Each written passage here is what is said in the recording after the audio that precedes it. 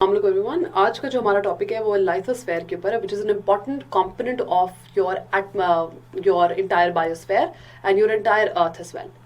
ठीक है, सबसे पहले will start with the definition कि ये आउटर मोस्ट लेयर होती है अर्थ की। It comprises of crust and uppermost solid mantle. ठीक है, अपर मोस्ट सॉलिड मेंटल में क्या आ गया? Rock, soil, minerals. ठीक है, ये आपकी इसके अंदर आ गए।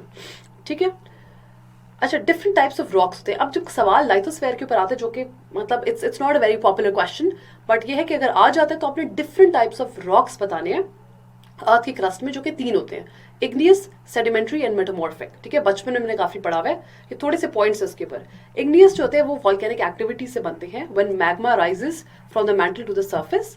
ठीक है, जब मैग्मा राइज होता है और जब कूल होता है तो वो सबसे पहले इग्नियस रॉक्स बनाता है।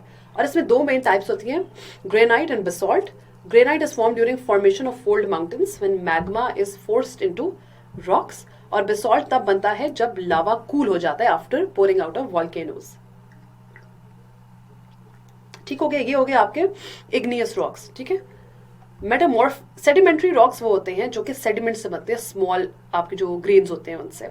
ठीक है, अब ये सी बेड पे पहुंचते हैं और ये एक्यूमुलेट होने शुरू होते हैं लेयर्स में। ठीक है, पहले सेडिमेंट्स आए सी से अर्थ के सरफेस के ऊपर, एक्यूमुलेट होना शुरू हो गया in the form of layers.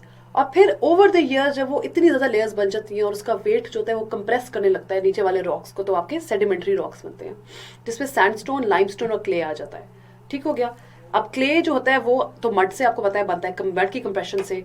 Limestone जो होता है वो डेड सी क्रीचर्स जब एक्यूमुलेट होते हैं सी बेड के ऊपर, forming layers and layers upon layers of limestone rock, तो फाइनली आपका लाइमस्टोन बनता है। और सैंड जो आपका सैंडस्टोन है वो आपकी सैंड ग्रेन से बनता है। तीसरी जो आपकी टाइप है वो है मेटामॉर्फिक रॉक्स की, जो कि हीट और प्रेशर से बनते हैं इन द क्रस्ट। ठीक है, रॉक्स जो कि मैग्मा के साथ डायरेक्ट इन कांटेक्ट होते हैं inside your earth surface, those are the rocks that are metamorphic rocks. ठीक है, और वो प्रेशर किस तरह से बनता है?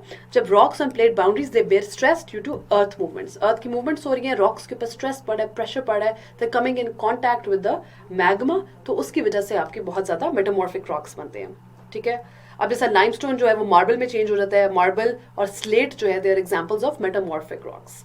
ठीक है, this is the end of your lithosphere का topic. This is a very small topic, in case के अगर आपके ऊपर कोई सवाल आ जाए तो आपको पता होना चाहिए कि जी लाइथोस्फेयर के अंदर आपके रॉक्स और मिनरल्स आते हैं, और रॉक्स की फिर आगे 3 किस्म की फॉर्म्स होती हैं और उनकी एग्जांपल्स कौन कौन सी है और किस तरीके से वो बन रहे होते हैं। ठीक है, this is all you need to know in this topic.